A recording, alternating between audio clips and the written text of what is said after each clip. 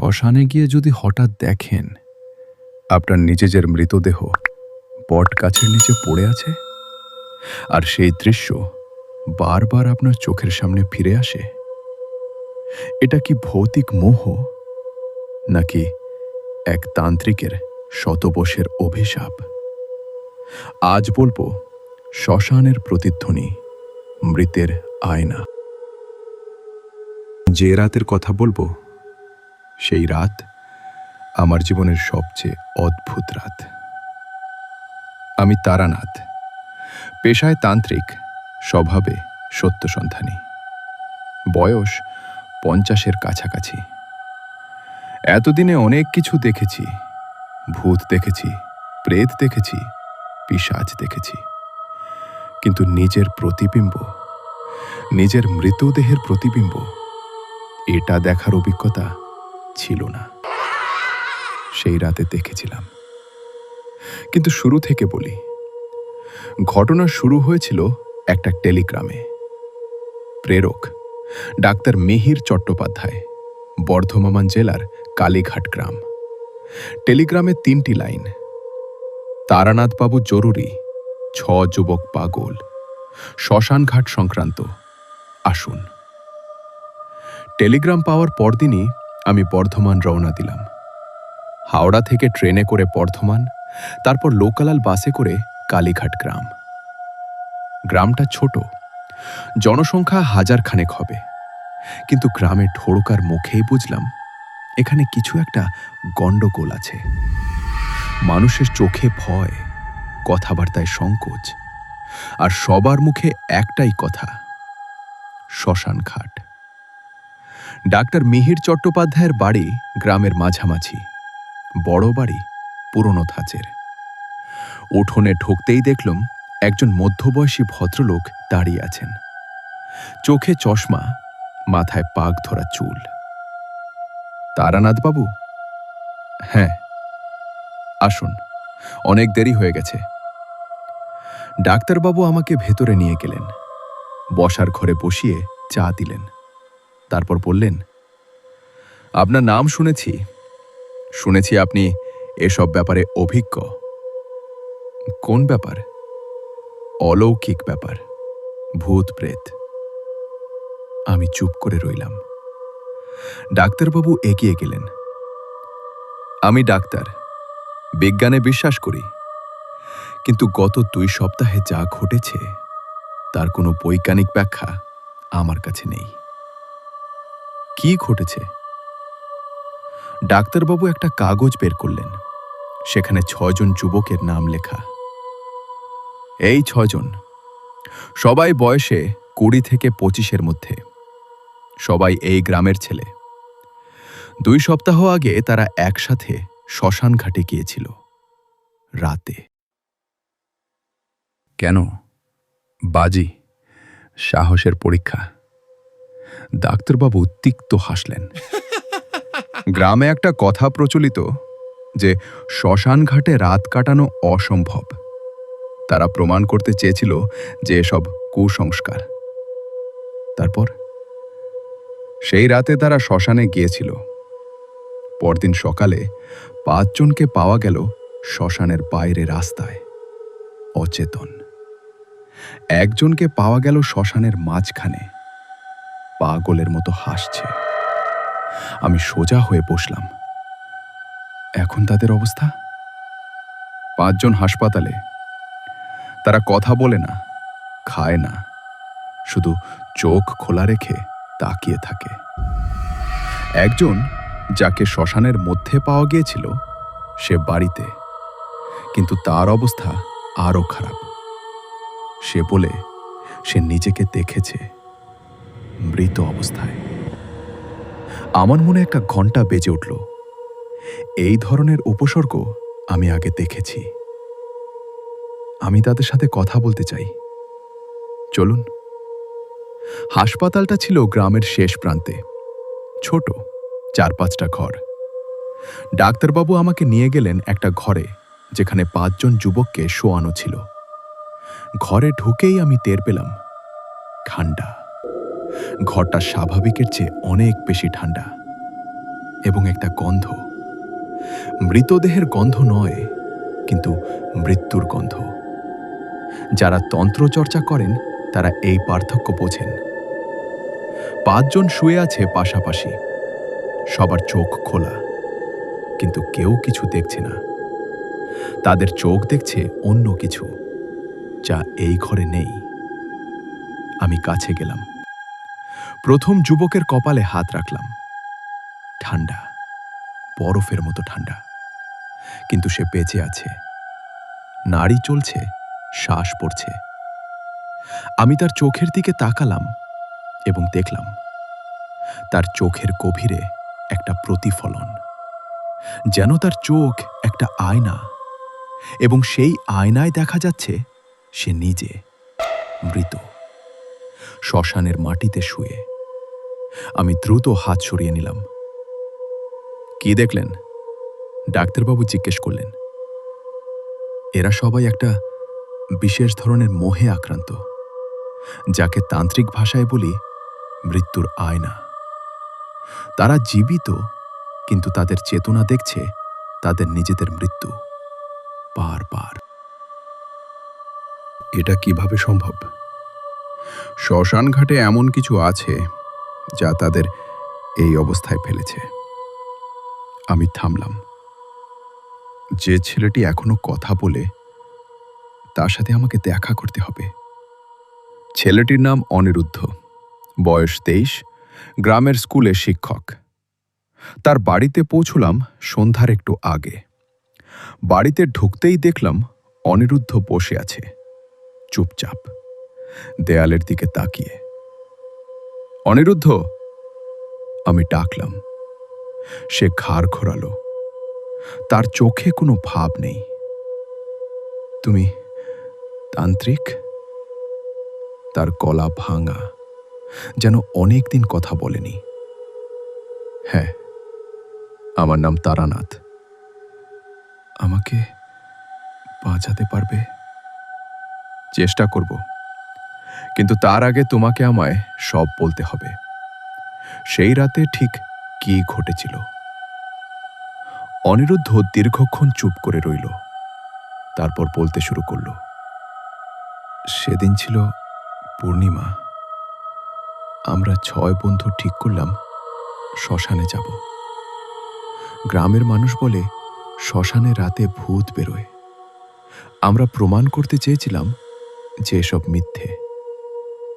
তোমরা কখন গিয়েছিলে? রাত 10টার দিকে। আমাদের সাথে ছিল টর্চ, খাবার আর ক্যামেরা। ভেবেছিলাম ছবি তুলব, ভিডিও করব। শ্মশানে পৌঁছে, শ্মশান নদীর ধারে, অনেক পুরনো জায়গা। সেখানে অনেক চিতা আছে, কিছু আধপোড়া। আমরা সেখানে পৌঁছে দেখলাম একটা বড় বট গাছ আছে। আমরা সেই গাছের নিচে বসলাম। তারপর অনিরুদ্ধ কাঁপতে শুরু করল। তারপর তারপর আমরা ছবি তুলতে শুরু করলাম।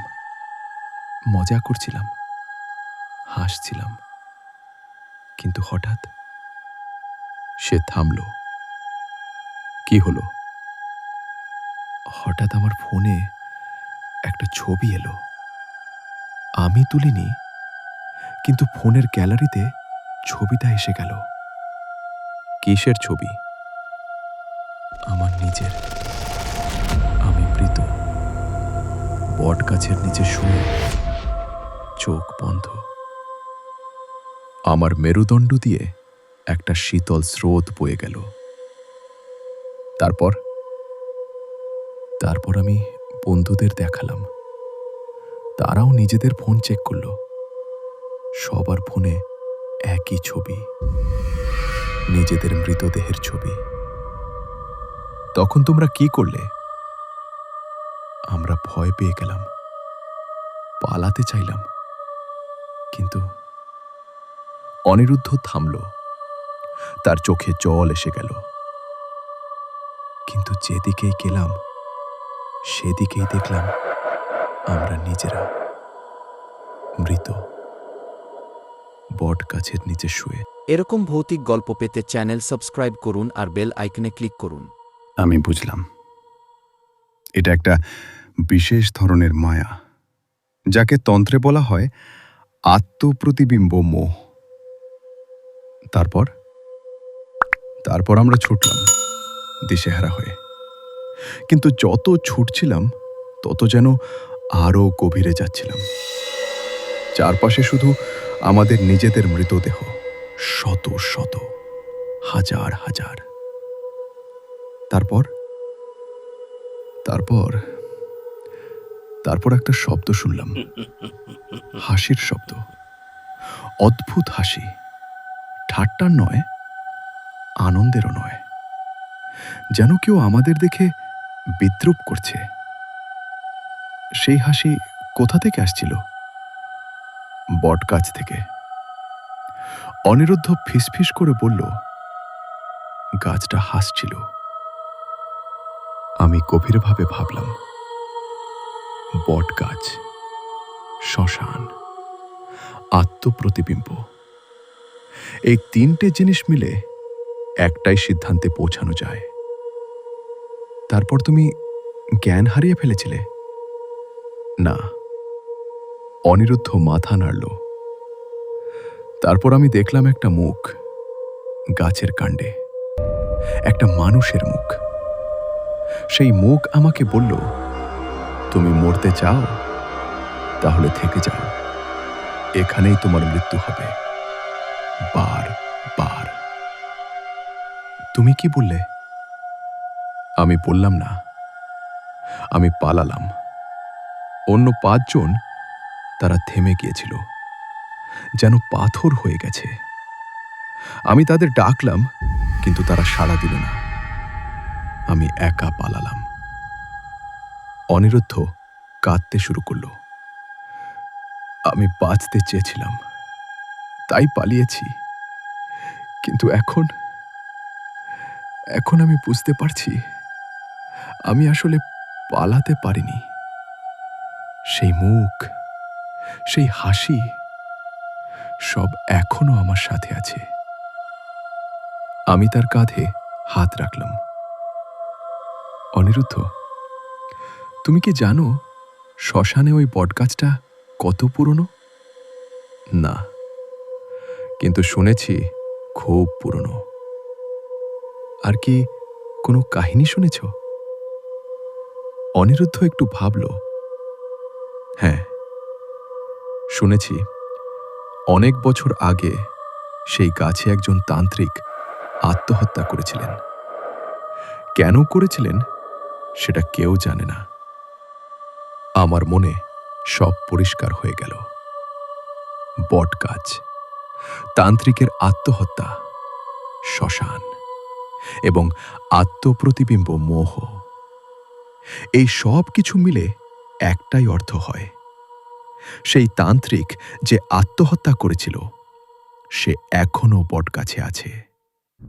তার আত্মা গাছে আটকে গেছে এবং সে একটা বিশেষ তন্ত্র করেছিল, যার ফলে যে কেউ শ্মশানে যায় সে নিজের মৃত্যু দেখে। কেন? হয়তো প্রতিশোধ, হয়তো ক্রোধ, হয়তো নিছক বিদ্বেষ।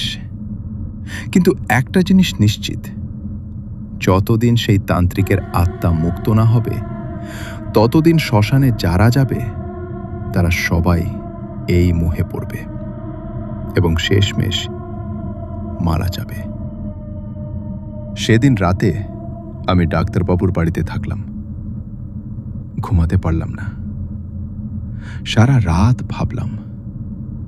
পরদিন সকালে ডাক্তারবাবু আমার কাছে এলেন। তারানাথবাবু, কি ভাবছেন? ভাবছি শ্মশানে যেতে হবে। কখন? আজ রাতে। ডাক্তারবাবু চমকে গেলেন। রাতে? কিন্তু সেটা তো বিপজ্জনক। জানি, কিন্তু সেই তান্ত্রিকের আত্মার সাথে কথা বলতে হলে রাতেই যেতে হবে। দিনে সে প্রকাশ পায় না। আপনি একা যাবেন? হ্যাঁ, কিন্তু ডাক্তারবাবু, আমি তার দিকে তাকালাম। তন্ত্র একা করার জিনিস। আপনি সাহায্য করতে পারবেন না, বরং আপনি গেলে বিপদ বাড়বে। ডাক্তারবাবু চুপ করে রইলেন। তবে একটা কাজ করতে পারেন, আমি বললাম। আমাকে শ্মশানের ইতিহাস জানতে হবে, বিশেষ করে সেই তান্ত্রিকের কথা। আমি চেষ্টা করব। বিকালের মধ্যে ডাক্তারবাবু কিছু তথ্য জোগাড় করলেন। সেই তান্ত্রিকের নাম ছিল কপিলদেব মজুমদার। প্রায় ১০০ বছর আগের মানুষ। তিনি নাকি খুব শক্তিশালী তান্ত্রিক ছিলেন, কিন্তু কেন আত্মহত্যা করেছিলেন সেটা কেউ জানে না। আর কিছু? হ্যাঁ, শুনেছি তিনি আত্মহত্যার আগে একটা অভিশাপ দিয়েছিলেন। বলেছিলেন, যে এই শ্মশানে আসবে সে তার নিজের মৃত্যু দেখবে। তার মানে তিনি জেনে শুনেই তন্ত্র করেছিলেন? মনে হয় তাই। আমি গভীরভাবে ভাবলাম, একজন তান্ত্রিক কেন এমন করবেন? নিজের মৃত্যুর পর অন্যদের কষ্ট দেওয়ার জন্য? হয়তো তিনি নিজেই কোনো কষ্টে ছিলেন। হয়তো তিনি চেয়েছিলেন অন্যরাও সেই কষ্ট অনুভব করুক। কিন্তু যাই হোক, এখন তাকে মুক্ত করতে হবে, নইলে আরও মানুষ এই মোহে পড়বে। সন্ধ্যায় আমি প্রস্তুতি নিলাম। তন্ত্রের উপকরণ, মন্ত্রপুত তেল, ধূপ, কবচ এবং বিশেষ একটা আয়না যা আত্মার সাথে যোগাযোগ করতে সাহায্য করে। রাত 10টায় আমি বেরিয়ে পড়লাম শ্মশানের দিকে, একা, অন্ধকারে। আর জানতাম, সেই রাতে আমি যা দেখব তা হয়তো আমার জীবনের সবচেয়ে ভয়ঙ্কর অভিজ্ঞতা হবে। কিন্তু যেতেই হবে, কারণ 6 জন যুবকের প্রাণ বাঁচানোর এটাই একমাত্র উপায়। শ্মশানে পৌঁছতে আমার প্রায় আধ ঘন্টা লেগেছিল। রাস্তা ছিল নদীর পাড় ধরে, অন্ধকার, নির্জন। চাঁদ উঠেছে কিন্তু মেঘে ঢাকা। যে আলো পড়ছে তা ধূসর, অস্পষ্ট। শ্মশানের কাছাকাছি আসতেই আমি অনুভব করলাম একটা ভার বাতাসে, যেন অদৃশ্য হাত বুকে চেপে ধরছে। এটা স্বাভাবিক, প্রত্যেক শ্মশানেই এই ধরনের অনুভূতি হয়। মৃত্যুর স্থান, জ্বলন্ত চিতার ছাই, অসংখ্য আত্মার উপস্থিতি, এসব মিলে একটা বিশেষ পরিবেশ তৈরি হয়। কিন্তু এই শ্মশান ভিন্ন।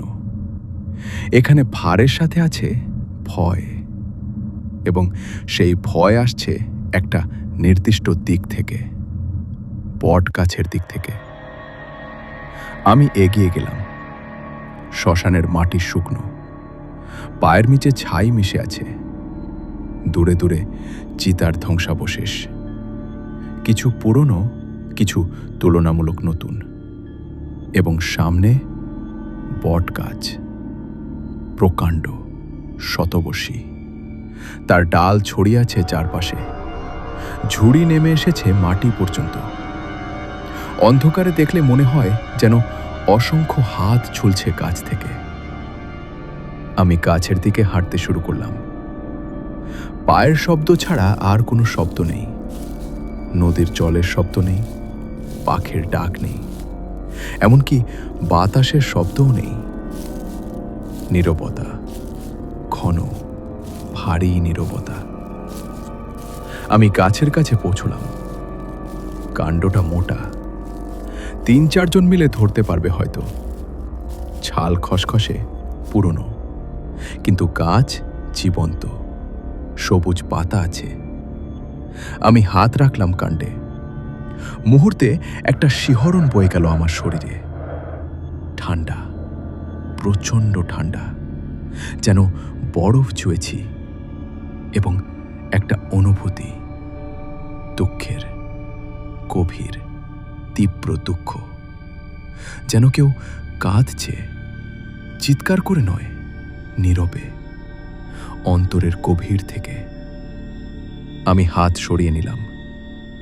এই গাছে কপিলদেব মজুমদার আত্মহত্যা করেছিলেন এবং তার আত্মা এখনো এখানে আছে, গাছের সাথে জড়িয়ে গেছে। ভালো লাগলে চ্যানেলটা সাবস্ক্রাইব করুন, লাইক দিন আর বেল আইকনে ক্লিক করুন। কিন্তু কেন? একজন তান্ত্রিক যিনি জানেন মৃত্যুর পরের জীবন সম্পর্কে, তিনি কেন নিজেকে এভাবে আটকে রাখবেন? আমি ঝোলা থেকে জিনিসপত্র বের করলাম। প্রথমে ধূপ, বিশেষ ধূপ যা আত্মাকে আকৃষ্ট করে, জ্বালিয়ে রাখলাম গাছের গোড়ায়। তারপর তেল, মন্ত্রপুত তেল। একটা বৃত্ত আঁকলাম নিজের চারপাশে, সুরক্ষার বৃত্ত। তারপর আয়না, বিশেষ আয়না যা দুই জগতের সীমানা দেখায়। আয়নাটা রাখলাম গাছের সামনে, মাটিতে হেলান দিয়ে, এবং বসলাম। চোখ বুঝলাম, মন্ত্র শুরু করলাম। এই মন্ত্র ডাকার মন্ত্র, যে আত্মা লুকিয়ে আছে তাকে বের করে আনার মন্ত্র। মন্ত্র জপ করতে করতে আমি অনুভব করলাম পরিবেশ পাল্টাচ্ছে। বাতাস চলতে শুরু করেছে, ঠান্ডা বাতাস। ধূপের গন্ধ ছড়িয়ে যাচ্ছে এবং একটা শব্দ, ফিসফিসানি, অনেক ফিসফিসানি, যেন অনেকে একসাথে কথা বলছে, কিন্তু শব্দ স্পষ্ট নয়, ভাষা বোঝা যাচ্ছে না। আমি মন্ত্র চালিয়ে গেলাম, ফিসফিসানি বাড়তে লাগলো। এখন শুধু শব্দ নয়, অনুভূতিও, অসংখ্য উপস্থিতি চারপাশে। দেখা যাচ্ছে না, কিন্তু অনুভব করা যাচ্ছে। শ্মশানের অন্যান্য আত্মা, তারা এসেছে, তারা দেখছে, কিন্তু আমি যাকে ডাকছি সে এখনো আসেনি। আমি মন্ত্র বদলালাম, আরও শক্তিশালী মন্ত্র যা জোর করে আত্মাকে টেনে আনে। মুহূর্তে সব থেমে গেল, ফিসফিসানি থেমে গেল, বাতাস থেমে গেল, এমনকি ধূপের ধোঁয়াও যেন স্থির হয়ে গেল। এবং একটা কণ্ঠস্বর বলল, কে তুমি? আমি চোখ খুললাম। গাছের কাণ্ডে একটা মুখ, না, ঠিক মুখ নয়, মুখের প্রতিবিম্ব, যেন গাছের ছালে ছবি আঁকা, কিন্তু সেই ছবি নড়ছে, কথা বলছে। আমি তারানাথ, তান্ত্রিক। তান্ত্রিক, কণ্ঠস্বর তিক্ত। আরেকজন তান্ত্রিক, তোমরা কখনো থামো না, তাই না? আমি এসেছি তোমার সাথে কথা বলতে। কথা? কি কথা? তুমি কেন এখানে আটকে আছো? কেন মুক্তি নিচ্ছ না? একটা দীর্ঘ নিঃশ্বাসের শব্দ। মুক্তি? তুমি জানো মুক্তি কি? জানি। না, তুমি জানো না। মুখটা আমার দিকে তাকালো, গভীর শূন্য চোখ। তুমি বেঁচে আছো। তুমি জানো না মৃত্যুর পর কি হয়। জানো না কতটা একাকিত্ব, কতটা অন্ধকার। তাহলে কেন তুমি এখানে থেকে গেলে? মুক্তি নিলে এই অন্ধকার থেকে মুক্ত হতে পারতে। মুক্তি? একটা তিক্ত হাসি। কোথায় মুক্তি? মৃত্যুর পর তো আর কিছু নেই, শুধু শূন্যতা, অন্ধকার, একাকিত্ব। আমি বুঝলাম, কপিলদেব মজুমদার মৃত্যুকে ভয় পান। তিনি তান্ত্রিক ছিলেন, কিন্তু মৃত্যুর পরের জীবন সম্পর্কে তার বিশ্বাস ছিল না। তুমি ভুল করছো, আমি বললাম। মৃত্যুর পর শূন্যতা নেই, আছে আরেকটা যাত্রা। মিথ্যে, সব মিথ্যে। কণ্ঠস্বর কাঁপল। আমি জানি। আমি এখানে আছি 100 বছর, দেখেছি অসংখ্য আত্মা আসছে, যাচ্ছে। তারা মুক্তি পেয়েছে বলছো? কোথায় গেছে তারা? কোথায়? তারা গেছে পরলোকে, যেখানে যাওয়ার কথা। পরলোক? আরেকটা তিক্ত হাসি। পরলোক বলে কিছু নেই, আছে শুধু অন্ধকার। এবং আমি সেই অন্ধকারে যাব না। আমি এখানে থাকব, এই কাছে, এই শ্মশানে। আমি একটু থামলাম, তারপর বললাম, তাহলে কেন তুমি অন্যদের কষ্ট দিচ্ছ? 6 জন যুবক, তারা কি অন্যায় করেছে? মুখটা স্থির হয়ে গেল। তারা এসেছিল রাতে, শ্মশানে, হাসছিল, মজা করছিল, মৃত্যুকে নিয়ে মজা। তারা জানতো না, জানতো না। কণ্ঠস্বর কঠিন হলো। তাহলে জানুক, মৃত্যু কি তা জানুক। তাদের নিজেদের মৃত্যু দেখুক, বারবার, প্রতিটি মুহূর্তে। কিন্তু তুমি কি জানো এতে কি হচ্ছে? তারা ধীরে ধীরে মরছে, তাদের চেতনা ভেঙে যাচ্ছে। ভালো, তাহলে তারা বুঝবে মৃত্যু কতটা ভয়ঙ্কর। আমি দীর্ঘশ্বাস ফেললাম। কপিল দেব, তুমি একজন তান্ত্রিক ছিলে। তুমি জানতে মৃত্যু শেষ নয়, তাহলে কেন তুমি এত ভয় পাচ্ছে?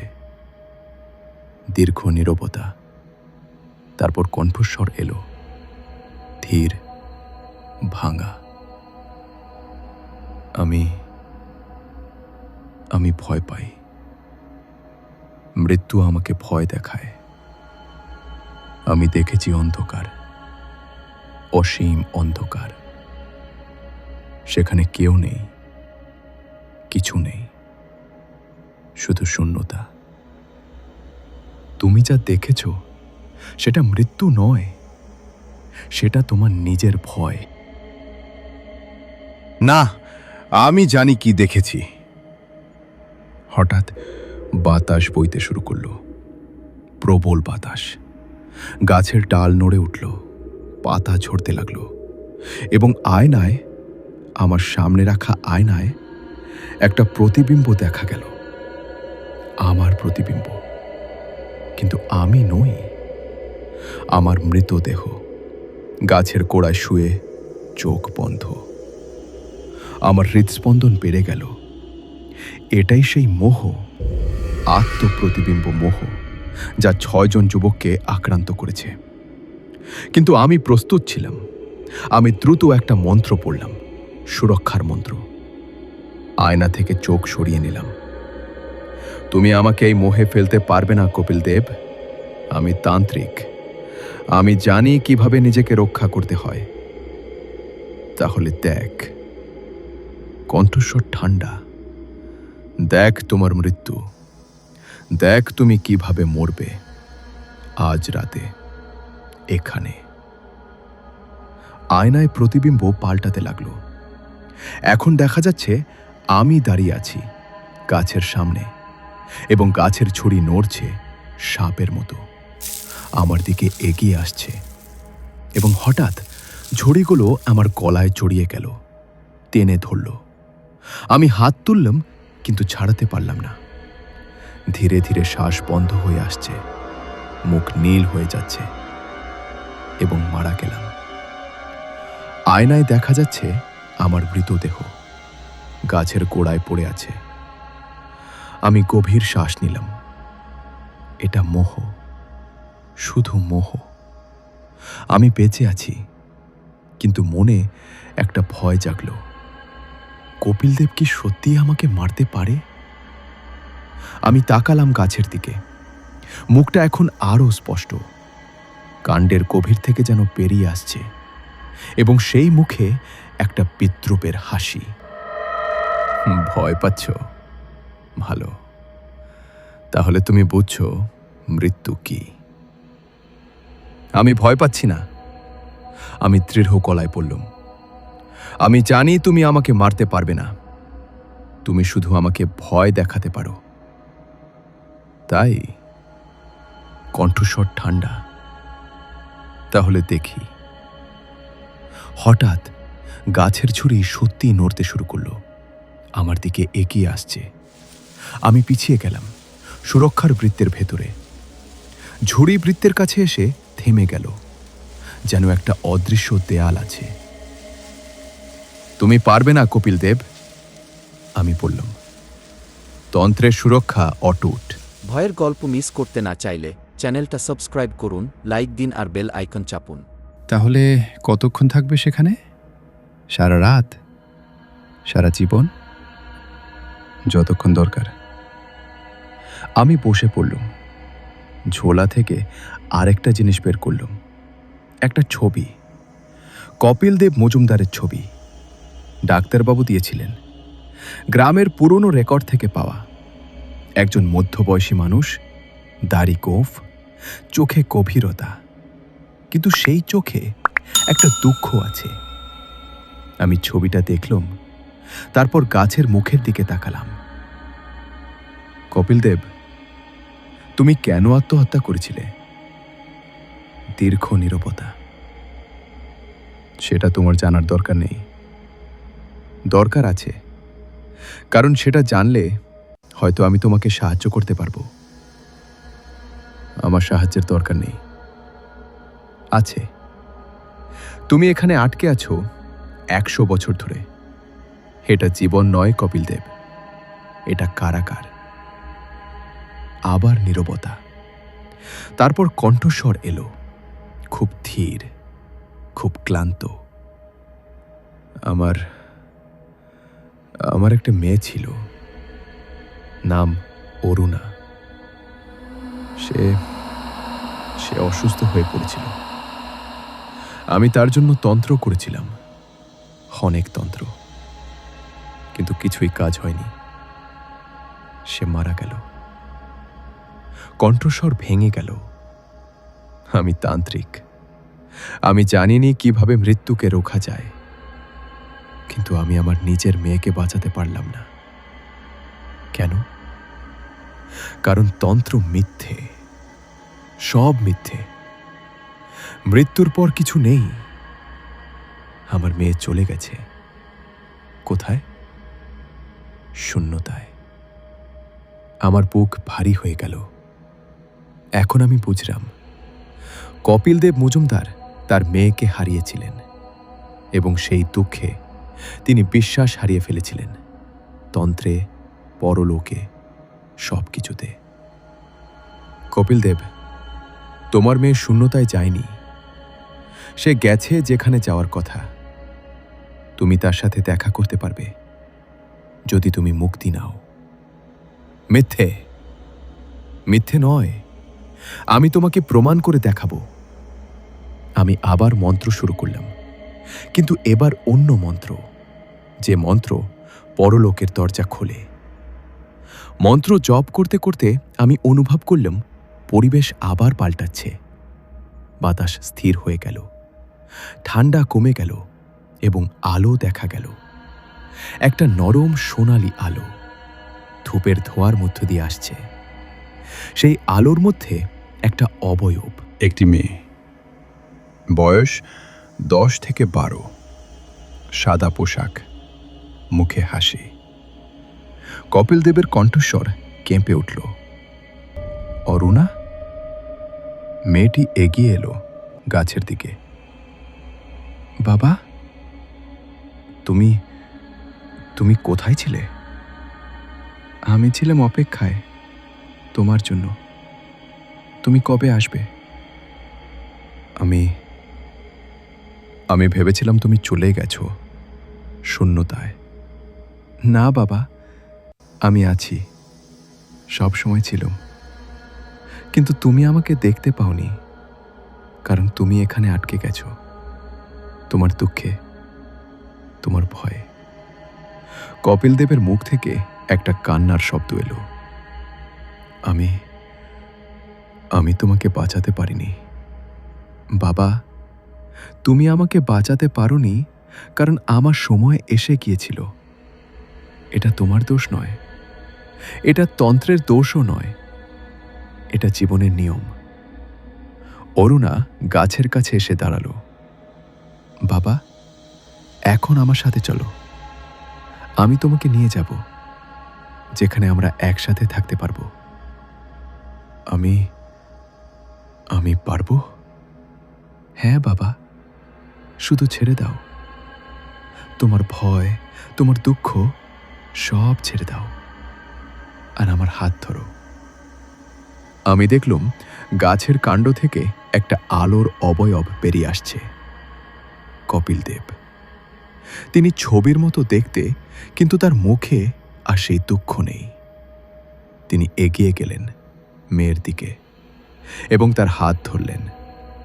মুহূর্তে দুজনে মিলিয়ে গেলেন সেই সোনালি আলোতে। বটগাছ থেকে একটা দীর্ঘশ্বাসের মতো শব্দ এলো, তারপর শান্তি। আমি উঠে দাঁড়ালাম, গাছের কাণ্ডে হাত রাখলাম। এখন আর ঠান্ডা নয়, উষ্ণ, এবং সেই দুঃখ নেই, শুধু শান্তি। কপিল দেব মজুমদার মুক্তি পেয়েছেন এবং তার সাথে সাথে তার তৈরি মোহ ভেঙে গেছে। এখন 6 জন যুবক সুস্থ হয়ে যাবে। আমি আমার জিনিসপত্র গুছিয়ে নিলুম। শ্মশান ছেড়ে বেরিয়ে আসার সময় পেছনে তাকালুম। বটগাছ দাঁড়িয়ে আছে, শান্ত, নিরীহ। এখন সে আর ভয়ের উৎস নয়, শুধু একটা পুরনো গাছ।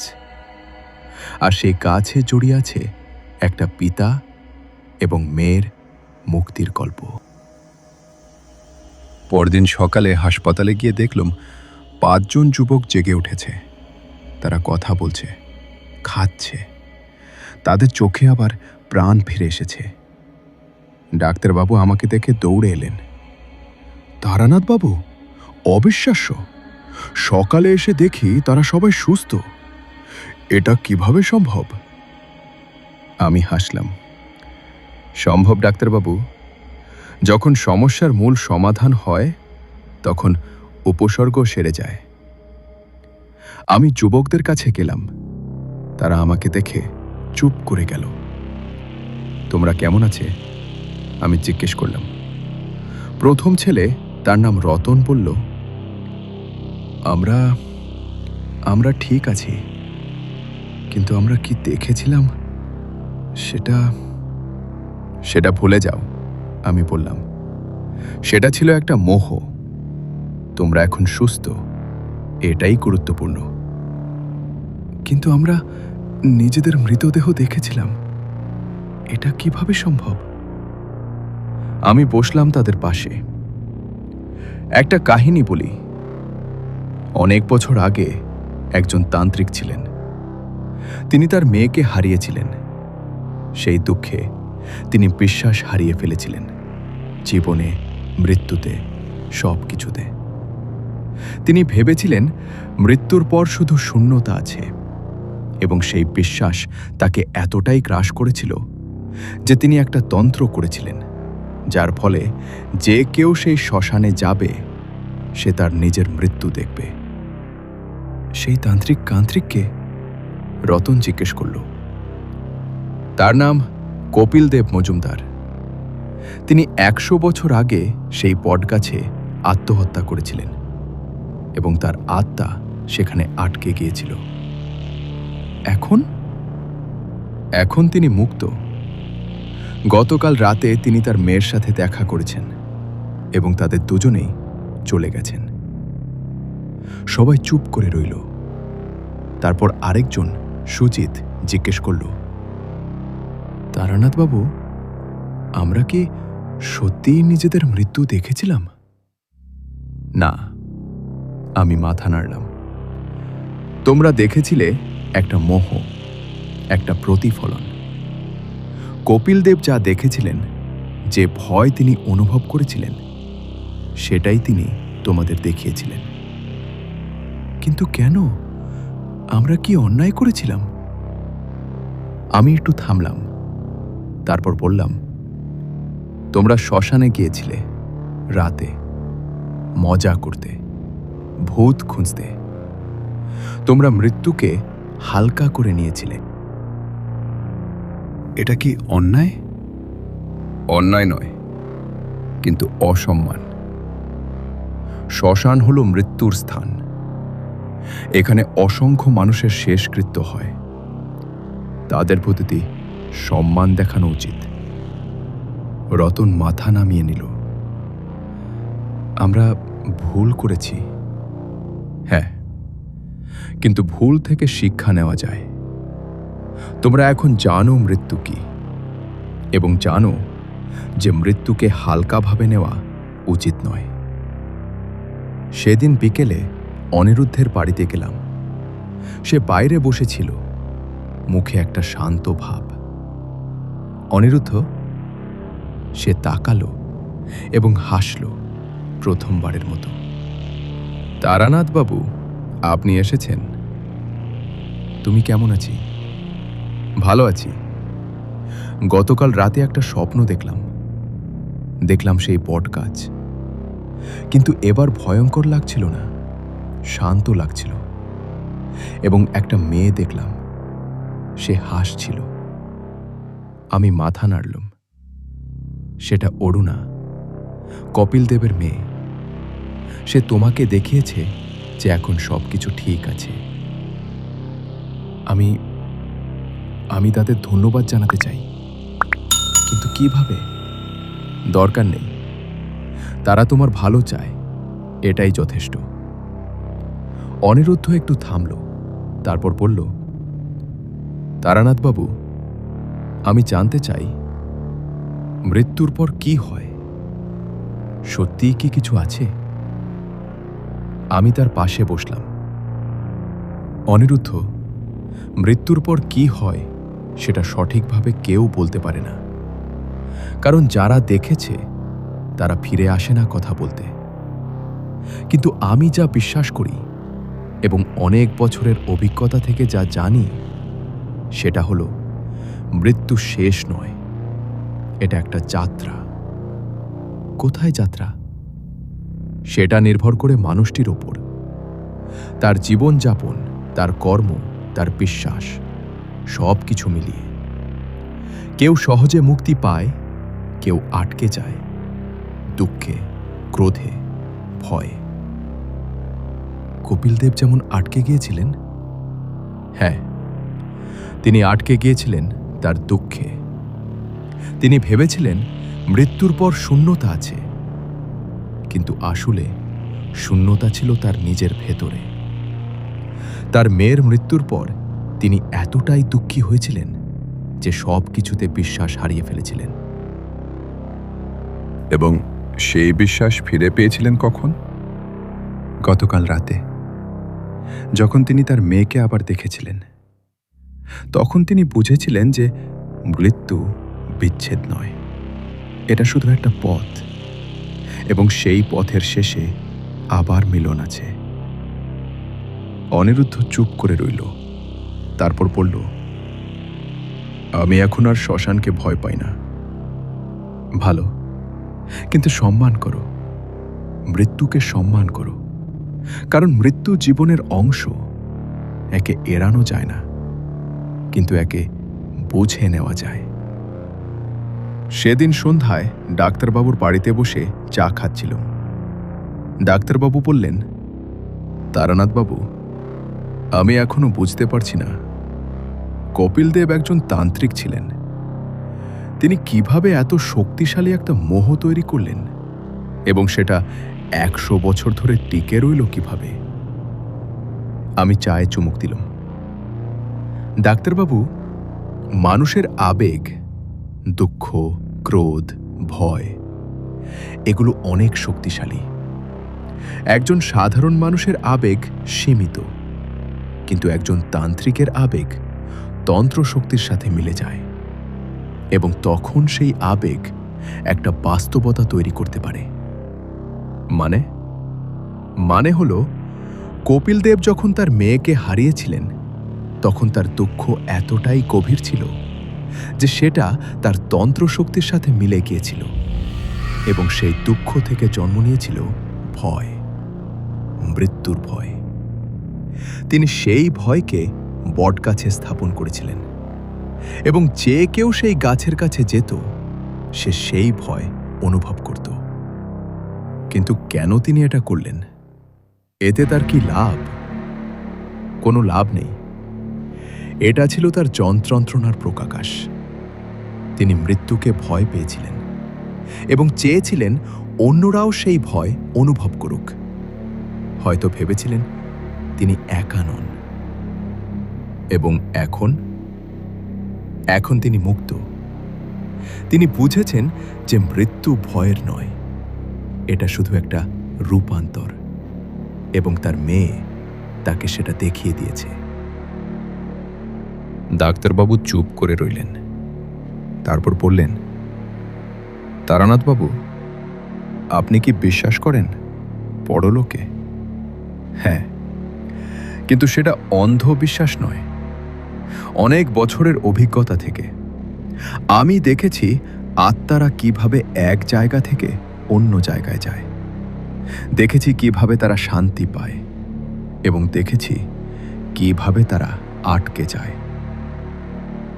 আপনি কি কখনো ভয় পান? আমি হাসলাম। প্রতিদিন। তন্ত্র ভয়ঙ্কর জিনিস। এটা মৃত্যুর সাথে খেলা। কিন্তু ভয় পেলেও আমি থামি না, কারণ আমি জানি আমার কাজ প্রয়োজনীয়। কেন? কারণ অনেক মানুষ আছে যারা আটকে যায় আত্মা হয়ে। তারা মুক্তি পায় না। আমার কাজ তাদের মুক্তি দেওয়া, এবং যারা জীবিত তাদের রক্ষা করা। ডাক্তারবাবু মাথা নাড়লেন।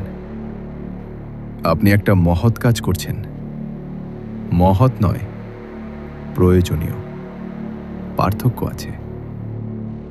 পরদিন সকালে আমি কালীঘাট গ্রাম ছেড়ে যাব ভেবেছিলাম, কিন্তু একটা ঘটনা ঘটল। সকালবেলা অনিরুদ্ধ আমার কাছে এলো। তার সাথে ছিল বাকি 5 জন। তারানাথবাবু, অনিরুদ্ধ বলল, আমরা শ্মশানে যেতে চাই। আমি অবাক হলাম। কেন? আমরা ক্ষমা চাইতে চাই কপিল দেব আর তার মেয়ের কাছে। আমরা জানি তারা এখন আর নেই, কিন্তু আমরা অনুভব করি যে আমাদের যাওয়া উচিত। আমি তাদের মুখের দিকে তাকালাম। সবার চোখে সততা। ঠিক আছে, চলো। আমরা 7 জন একসাথে শ্মশানে গেলাম। দিনের আলোয় শ্মশান এখন ভিন্ন লাগছিল। ভয়ঙ্কর নয়, শান্ত। বটগাছ দাঁড়িয়ে আছে, তার ছায়া পড়ছে মাটিতে। ছেলেরা গাছের কাছে গেল, একে একে গাছের গোড়ায় মাথা নামালে। আমরা দুঃখিত, রতন বলল। আমরা জানতাম না। আমরা ভেবেছিলাম এটা শুধু একটা মজা, কিন্তু এখন আমরা বুঝেছি মৃত্যু মজার বিষয় নয়, এটা গম্ভীর, এবং আমরা আপনার কষ্ট বুঝতে পারি। বাতাস বইল, গাছের পাতা নড়ল, যেন একটা উত্তর।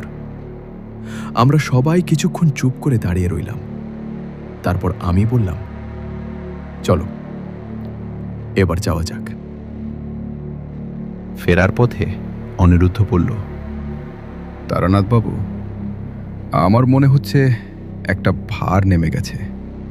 হ্যাঁ, কারণ তুমি যা করা উচিত ছিল তা করেছ। ক্ষমা চেয়েছে এবং সম্মান দেখিয়েছে। এখন আমরা কি করব? জীবন যাপন করো ভালোভাবে, এবং মনে রেখো মৃত্যু ভয়ের নয়, এটা জীবনের অংশ। একে সম্মান করো, কিন্তু ভয় পেও না। সেদিন বিকেলে আমি ট্রেনে উঠলাম কলকাতা ফেরার জন্য। ট্রেন ছাড়ার আগে জানলা দিয়ে তাকালাম। ডাক্তারবাবু দাঁড়িয়ে আছেন। তারানাথবাবু, তিনি ডাকলেন, আবার আসবেন? অবশ্যই, যদি দরকার হয়। ট্রেন ছাড়ল। ধীরে ধীরে কালীঘাট গ্রাম পেছনে পড়ে গেল। আমি জানলার পাশে বসে ভাবলাম, কপিল দেব মজুমদার, একজন তান্ত্রিক যিনি তার মেয়েকে হারিয়ে বিশ্বাস হারিয়ে ফেলেছিলেন। 100 বছর ধরে আটকে ছিলেন নিজের দুঃখে এবং শেষমেশ মুক্তি পেয়েছিলেন যখন তিনি বুঝেছিলেন যে মৃত্যু বিচ্ছেদ নয়। 6 জন যুবক যারা মৃত্যুকে হালকা করে নিয়েছিল এবং শিখেছিল যে মৃত্যু গম্ভীর। এবং আমি একজন তান্ত্রিক যে মৃত এবং জীবিতের মধ্যে সেতু তৈরি করে। এই গল্পের শিক্ষা কি? হয়তো এটা, মৃত্যুকে ভয় পেতে হবে না, কিন্তু সম্মান করতে হবে এবং বুঝতে হবে যে জীবন এবং মৃত্যু দুটোই একই যাত্রার অংশ। যারা দুঃখে আটকে যায় তাদের মুক্তি দরকার, এবং যারা জীবিত তাদের বোঝা দরকার যে প্রতিটি মুহূর্ত মূল্যবান। কপিল দেব বুঝেছিলেন দেরিতে, কিন্তু বুঝেছিলেন, এবং সেই বোঝাপড়া তাকে মুক্ত করেছিল। ট্রেন চলছে, সন্ধ্যা নামছে, আকাশে তারা ফুটছে। আমি চোখ বুজলাম এবং প্রার্থনা করলাম, কপিল দেব এবং অরুণার জন্য। তারা যেন শান্তিতে থাকে। 6 জন যুবকের জন্য। তারা যেন এই শিক্ষা মনে রাখে। এবং নিজের জন্য আমি যেন সব সময় মনে রাখি, তন্ত্র শুধু ক্ষমতা নয়, এটা দায়িত্ব। মৃত এবং জীবিত দুই পক্ষের প্রতি। ট্রেন রাতের অন্ধকারে এগিয়ে চলল, এবং আমি জানি কোথাও না কোথাও আরেকটা গল্প অপেক্ষা করছে। আরেক আত্মা যার মুক্তি দরকার, আরেক জীবন যাকে বাঁচাতে হবে। এবং আমি প্রস্তুত, কারণ এটাই আমার পথ, তন্ত্রের পথ। মৃত্যু এবং জীবনের মধ্যবর্তী এই অন্ধকার পথ, যেখানে আলো জ্বালাতে হয় নিজেকেই। তারানাথ।